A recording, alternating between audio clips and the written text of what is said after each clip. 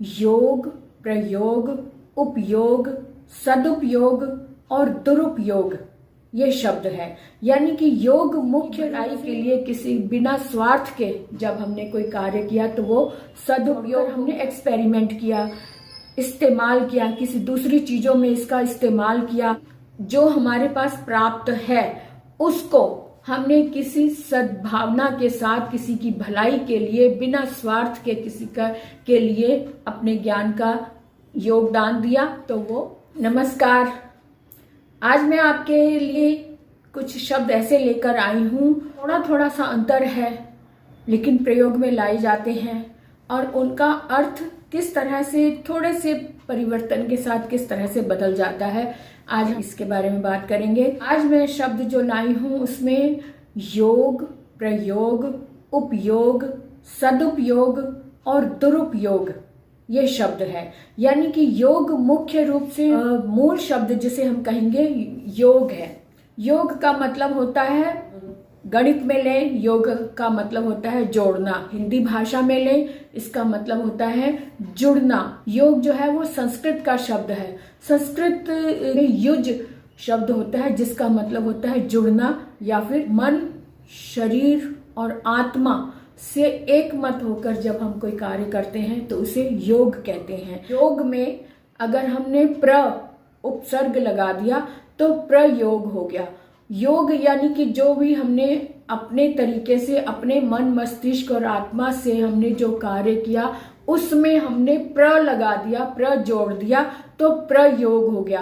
प्रयोग के अनेक अर्थ हो सकते हैं, जैसे इस्तेमाल करना, यूज करना, जिसे हम इंग्लिश में यूज करना कहते हैं। जैसे कि जाड़े के दिन है, जाड़े के दिनों में हम गर्म कपड़ों का प्रयोग करते हैं, है ना। व्यवहार में लाना भी प्रयोग होता है। जैसे हम स्कूल में बच्चे लैब में प्रयोग करते हैं यानी एक्सपेरिमेंट करते हैं, वहां पर भी प्र का मतलब होता है पहले और योग का में जोड़ना।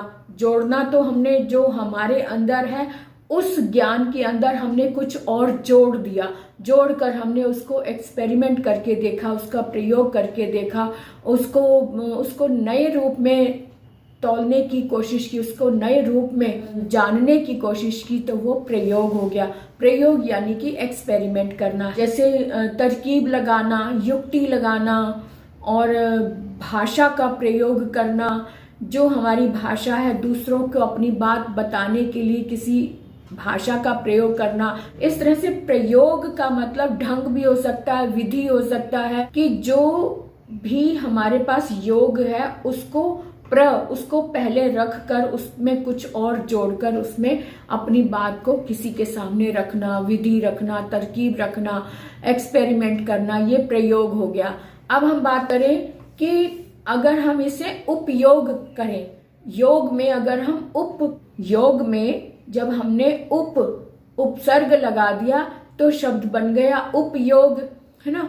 उप का मतलब होता है एकदम नजदीक या फिर निकट।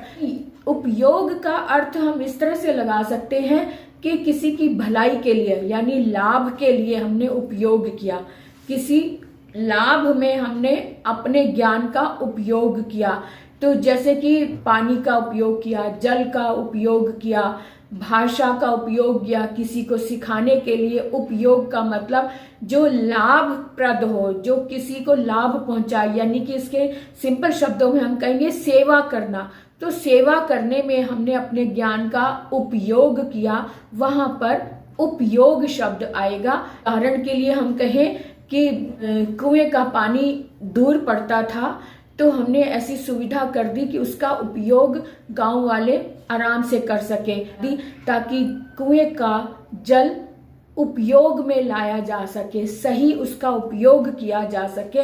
तो इस तरह से उपयोग का मतलब लाभकारी होना, सेवा करना, सेवा के लिए किसी चीज का इस तरह से इस्तेमाल करना कि दूसरों को लाभ पहुंचे।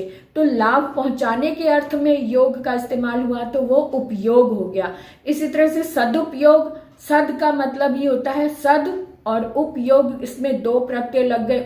उप तो पहले से लगा हुआ, उसमें सद हमने और लगा दिया, सद उपयोग। अब सद का मतलब सच्चाई के साथ में, जिसमें हमारा कोई स्वार्थ ना हो, सिर्फ हम भलाई के लिए, दूसरों के लिए ही कुछ कार्य कर रहे हैं, तो वो सद उपयोग हो गया। जैसे कि प्रकृति जो है वो वृक्ष में फल लगते हैं तो वो खुद प्रयोग में नहीं लाते। नदी का जल जो है वो सदुपयोग के लिए होता है, दूसरों की भलाई के लिए ही होता है। इसी तरह से अगर हमारे पास कोई ज्ञान है तो उसका सदुपयोग करना, सदुपयोग किसी के लिए हमने उपयोग करना, किसी की भलाई के लिए किसी को ज्ञान प्रदान करना, सदुपयोग, ज्ञान का सदुपयोग करना हो गया। अब इसी तरह से आता है दुरुपयोग। अब यहाँ पर भी दो उपसर्ग लगे हैं, एक दुर जिसका मतलब होता है बुराई, बुरा, और उप और योग। उपयोग तो हम कर रहे हैं लेकिन बुराई में कर रहे हैं तो वो दुरुपयोग हो गया। हमने किसी ज्ञान का उपयोग जो है वो सदुपयोग में ना लगाकर उसका बुरा उपयोग किया तो वो दुरुपयोग हो गया। तो दुरुपयोग अच्छे से समझ में आ जाता है, सदुपयोग का मतलब भी समझ में आ जाता है। अगर हमने योग को समझ लिया तो उपयोग को भी समझ गए, सदुपयोग को भी समझ गए और दुरुपयोग को भी हमने समझ लिया। तो इस तरह से हमने आज सीखा योग, जो संस्कृत के शब्द से बना है। संस्कृत का युज शब्द है जिसका मतलब होता है जुड़ना या एकमत होना। अब इसे योग में हमने प्र लगा दिया तो प्रयोग हो गया, यानी कि उस जो हमारे पास ज्ञान है उसमें कुछ जोड़कर हमने एक्सपेरिमेंट किया, इस्तेमाल किया, किसी दूसरी चीजों में इसका इस्तेमाल किया और देखा कि उसमें क्या परिवर्तन आया है, उसका क्या लाभ हुआ, है ना। इसी तरह से उपयोग। अब हमने जो प्रयोग करने के बाद अब हम चाहते हैं कि इसका उपयोग हो। अब इसका उपयोग हो, जैसे जल का उपयोग हमने पीने के लिए लगाया, घर के कामों के लिए उसका उपयोग किया तो वो उपयोग हो गया। जिस तरह से हमने कहा कि सदुपयोग करना, किसी जो हमारे पास प्राप्त है उसको हमने किसी सद्भावना के साथ, किसी की भलाई के लिए, बिना स्वार्थ के के लिए अपने ज्ञान का योगदान दिया तो वो सदुपयोग हो गया, है ना। और दुरुपयोग, अगर कोई बुराई में लिप्त हो गया तो वो अपने ज्ञान का, अपने पास जो भी सुविधाएं हैं उसका उपयोग वो दुरुपयोग में कर रहा, बुराई के क्षेत्र में जाकर कर रहा है तो वो दुरुपयोग हो गया। तो इस तरह से एक योग से इस तरह से शब्द बने। तो उम्मीद है कि जो मैं बताना चाहती हूँ वो आप समझ गए हैं। अब इसका प्रयोग करके आप मुझे कमेंट करके जरूर बताएंगे कि आपने अपने ज्ञान का कितना उपयोग किया, कब सदुपयोग किया और कब उसका दुरुपयोग किया। ठीक है।